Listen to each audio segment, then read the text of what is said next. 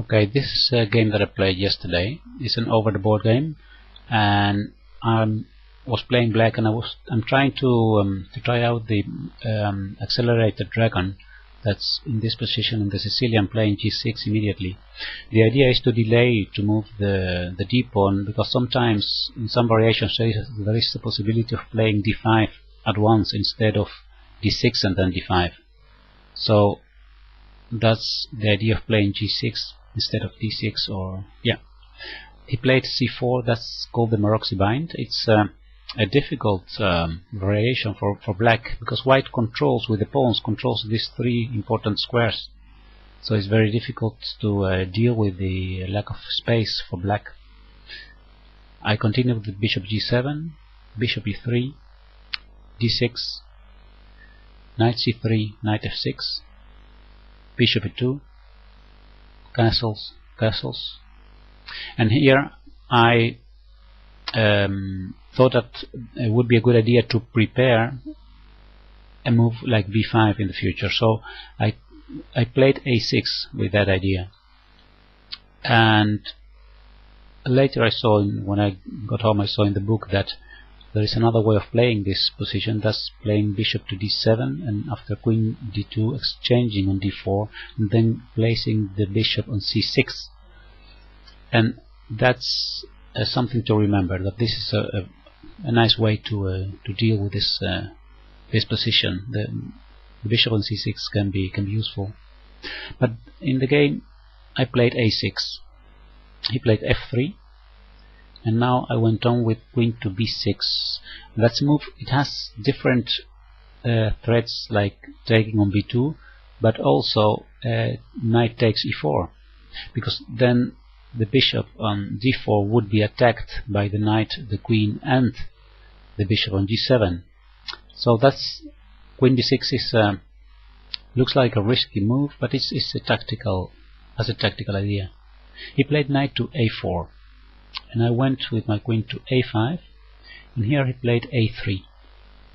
I had seen this idea of a3 when I played queen to a5, and I thought that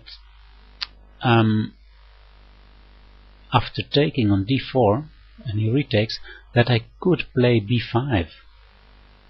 But that's actually when we have this position, I started calculating that it's actually not possible, because after b5 he can play bishop to b6, and queen takes a4 does not win a piece, because after b3 my queen is trapped.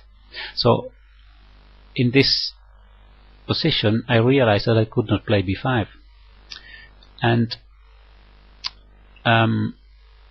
actually later I also, when I got home and reviewed the game, I saw that a few moves before, so after a3, I could also have played knight to d7. That would have been a good move, and after b4 playing my queen to e5, attacking the knight on d4, and then I get quite I get more activity here than in the game, because in the game after a3 I took on d4, bishop takes d4. Suddenly I realized that I could not play b5, so I had to change plans. I played knight to d7.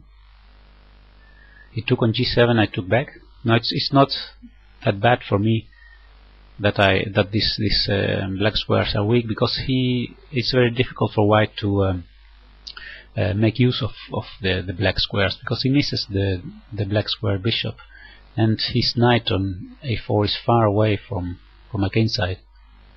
He went on with b4, and I went with my queen to d8. Maybe it would have been better to go to e5 with my queen, centralize it and put it more active. I went to d8, and then he continued with f4, and now white has a good position. He has so much space, and his pawns control this whole row here. So I decided to do something about it and played f5. He took on f5, and I took with the rook on f5. And here he went on with bishop to g4. But actually it would have been a better idea to first give a check on d4 with the queen, because if I play my rook to f6, then actually the rook is not well placed there. It's actually the square where I would like to put my knight. And of course, in here playing knight to f6 would have the great disadvantage that my rook is vulnerable at f5. He could catch it immediately with g4. So that's why here queen d4 would have been a good move. It forces me to put my rook on place where I don't want to have it. But he didn't do that. He played the bishop to g4. So I had the possibility to go back to f8, and then he gave the check on d4, and I could put then my knight on f6. And here he made a mistake. He exchanged the bishop on c8.